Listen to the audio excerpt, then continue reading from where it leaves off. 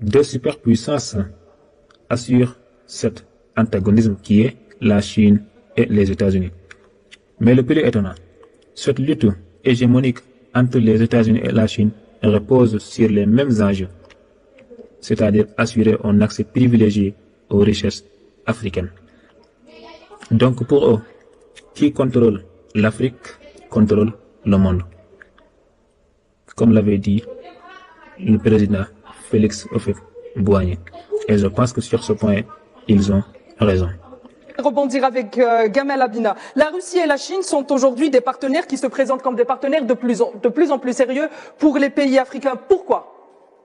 Alors simplement parce que d'abord il y a une sorte de répartition des rôles entre la Chine et la Russie.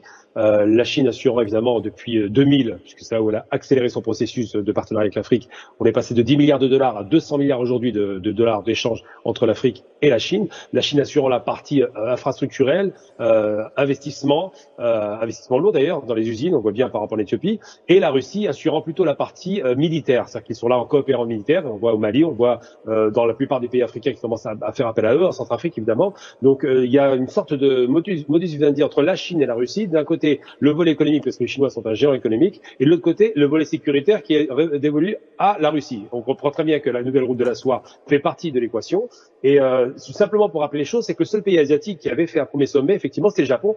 En 93, le Japon l'a fait, il y a eu 7 éditions depuis, parce qu'ils avaient des besoins énergétiques importants. La Chine a fait son premier sommet en l'an 2000. Pourquoi ? Parce qu'elle commence à se déployer en Afrique et elle aussi a de grands besoins énergétiques carbonés. On parle pétrole et gaz, mais pas seulement. On parle des terres rares, on parle de tout un tas de minerais dont ils ont cruellement besoin, que ce soit la Chine ou le Japon. Et donc ces deux pays se font concurrence sur le terrain africain depuis très longtemps.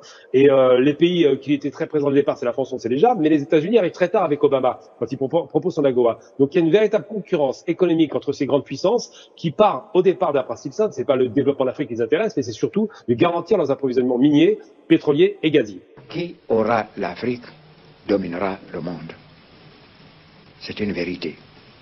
Parce que qui aura l'Afrique sera maître des matières premières dans le monde.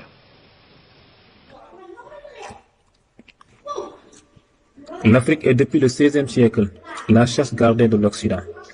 Et c'est ce qui a fait sa puissance depuis tout ce temps. Qui aura l'Afrique dominera le monde. C'est une vérité. Parce que qui aura l'Afrique sera maître des matières premières dans le monde. Soit qu'il développe ces matières, valorise ces matières premières pour son économie, ou soit qu'elle empêche que sa matière première parvienne au camp adverse. Ce qui signifie clairement, et même très clairement, que l'Afrique doit rester à jamais dans le sous-développement ou le quasi-développement afin d'assurer le développement de l'Occident en fournissant presque gratuitement toutes les matières premières dont l'Occident a absolument besoin pour son développement, son progrès, sa puissance, son bonheur. Le pompage de l'Afrique par l'Occident installe ici le sous-développement et crée là-bas le développement. Cet Occident comprend maintenant qu'il est en train de perdre le continent de plus en plus. Et donc cela signifie qu'il est en train de perdre sa place de première puissance mondiale, sa place dans la chaîne internationale. La Chine a compris cela, raison pour laquelle elle considère l'Afrique comme un allié pour refondre l'ordre international dominé par les valeurs et les règles occidentales. Depuis plus d'une décennie, l'activité de la Chine en Afrique intrigue les pays occidentaux. Dans la plupart des pays africains, le partenaire chinois est en revanche loué pourtant. Parce qu'en 2009, la Chine est devenue le premier partenaire commercial du continent, devant les États-Unis et la France. Et on voit aussi que ces dernières années, elle a surtout prêté des milliards aux pays africains pour la construction de gigantesques projets d'infrastructures pour des raisons économiques, mais aussi stratégiques et politiques.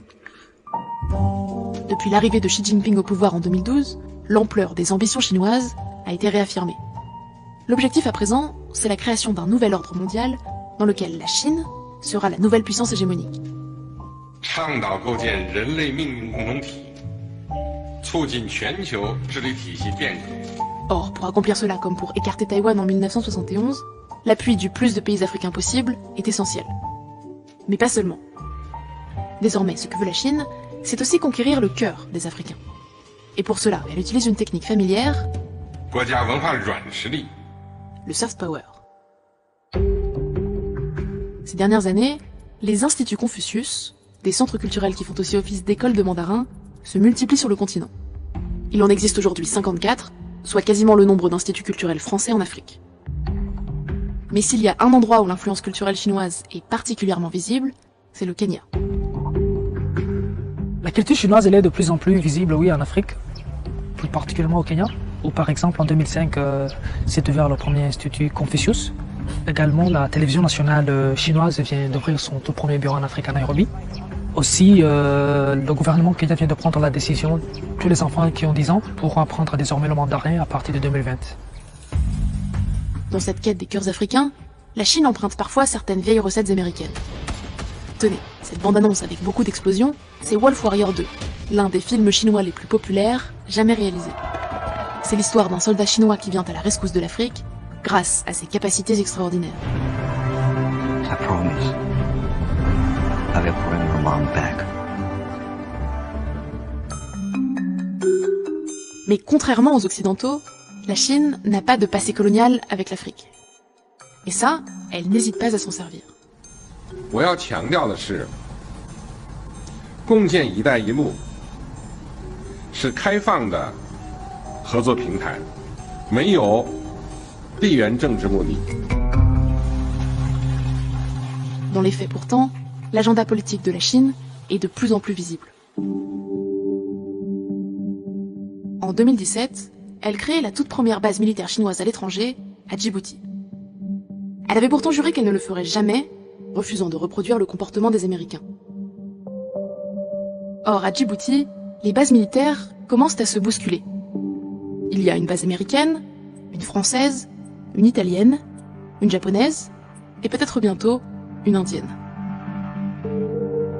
Être à Djibouti, c'est être dans la cour des grands. Je suis à côté des autres. Fais comme les autres.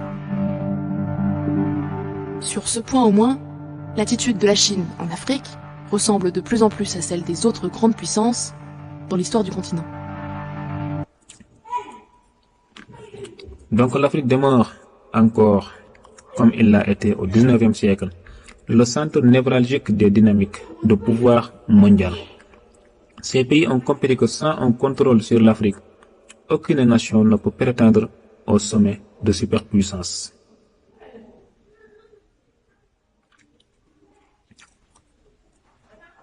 Ce constat explique l'intensification des rivalités sur le continent et annonce un avenir où l'Afrique continuera d'être au cœur des affrontements géopolitiques du XXIe siècle. Le basculement d'un monde unipolaire à un monde multipolaire rappelle les tensions qui ont précédé la Première Guerre mondiale. Et si la Chine emporte cette rivalité, qu'est-ce qui va se passer? C'est ce que les stratèges appellent aujourd'hui le piège de Thucydide.